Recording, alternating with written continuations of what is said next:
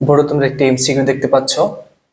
এই এমসিকিউ হচ্ছে একটা বাইনারি দিয়ে আছে এবং বাইনারি হচ্ছে সমতুল্য অক্টাল মান বের করতে হবে। আমরা জানি বাইনারি থেকে সরাসরি আমরা অক্টাল বের করতে পারি। অক্টাল কত বিটের কোড? 3 বিটের কোড, 4 to 1। তাহলে এই বাইনারি বিটগুলোকে 3টা বিট করে বসাবো, 3 বিট করে সাজাবো, সমতুল্য কি পেয়ে যাবো? অক্টাল। এটা পূর্ণ সংখ্যা, ডান সাইড থেকে বাম সাইডে সাজাবো। তাহলে 1 2 3 0 0 1, আর এখানে আছে 1 1 1 1, বাকি আরেকটা হচ্ছে 0 দিয়ে ফিল আপ করতে হবে। ওকে, পয়েন্ট। এটা হচ্ছে পূর্ণ সংখ্যা, সরি এটা হচ্ছে বর্ণ সংখ্যা, বাম সাইড থেকে ডান সাইডে বসাতে হবে। কয় বিট করে? 3 বিট করে।